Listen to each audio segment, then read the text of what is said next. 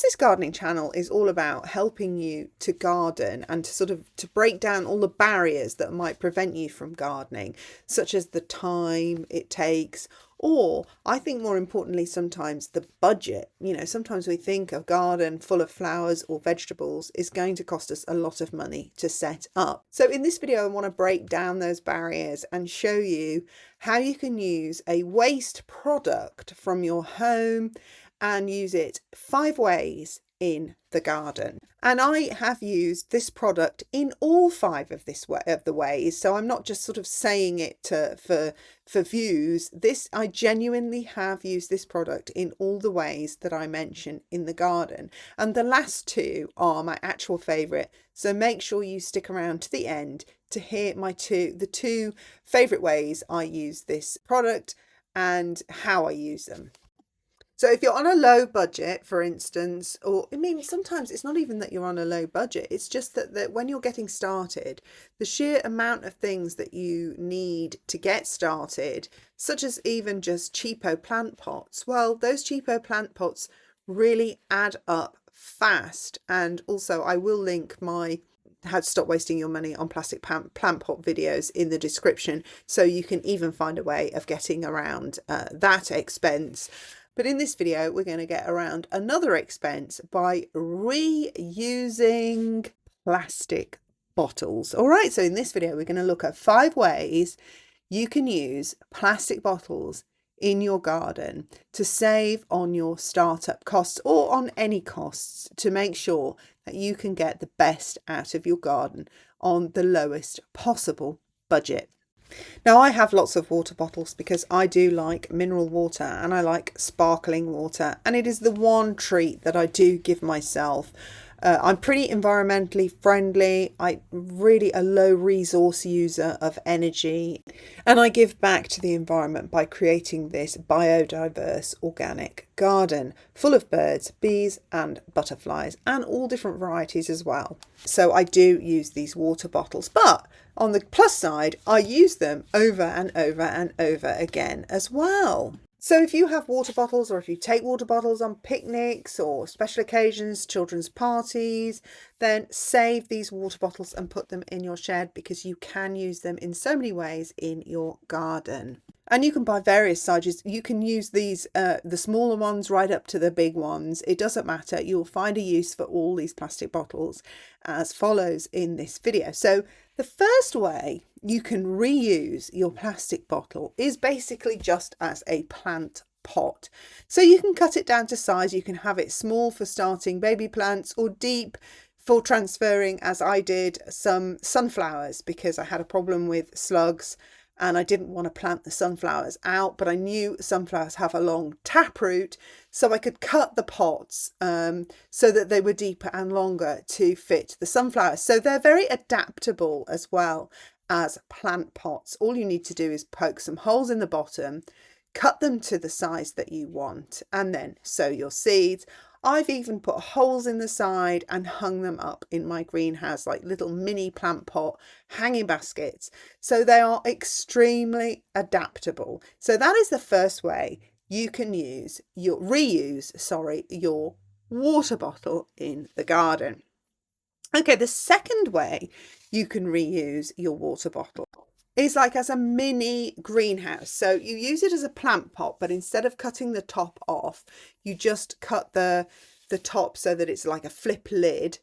And then you do actually take the lid off, because you do want the ventilation and the rain and the elements to get in. But you can use it as a mini greenhouse. So if you don't have a greenhouse, you can do this. And it's they call it on the internet, they call it the winter sowing method. And before I had my greenhouse, I did a lot of sowing in the winter sowing method and used plastic water bottles as a greenhouse. And I have grown so many things this way and got a head start on the season using the bottles as little mini greenhouses. So that's number 2. So number 3 is as a watering device, for just when you've started your seeds, but you don't want to pour a watering can over them. You can just burn holes in the lid of a bottle of water and sprinkle it onto the top of your seeds. Now, In fact, I've seen this used in a variety of ways. I've seen this used even in cooking, where people use it to squirt out, say for instance, you know, their salad dressing, or when you want to spray on some oil on top of some bread or something like that, just to keep it from drying out in the oven. So there are actually lots of applications for putting some holes in a water bottle and using it as a squirty sort of dispenser of some liquid or other. So that's number 3. Now, number 4 really has worked for me a lot, and that is as a cloche. So instead of cutting the top off this time, you cut the bottom off and you keep the top half and use the top half as a cloche. And I have used the cloche on sweet peas and honeywort and all sorts of plants. And the other thing about using the cloche with new and baby plants is that it will sort of protect from slugs to a degree. So if you've had a cold, wet spring and summer like we have this year, who knows what is going on with our summer this year, but it doesn't exist. It's like autumn already, and it's only June. And so the slugs have been so active. I've lost nearly all of my dahlias, and that has been obviously pretty disastrous. But but everything I used the cloche on has survived. So you can use the cloche to obviously put out more tender plants a little bit early and protect them from the frost. You can protect them from the slugs, and you can protect them from just wind and all sorts of things. The cloche just gives them that little greenhouse environment, a bit like the winter sowing method, only this time you protect the plants that are already growing in the ground. And if you do have a greenhouse, you can even use it in the greenhouse and it'll give kind of double protection, especially if you have an unheated greenhouse. You'll just get that extra layer of protection from the frost and the cold. So I didn't realise when I was recording this that number 4 was actually protection from slugs and other pests. So I've kind of already covered that in the cloche method.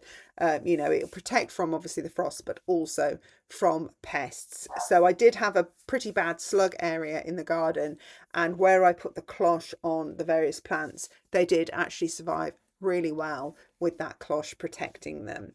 And then the final one, number 5, is as the drip irrigation system, and this is probably my favourite.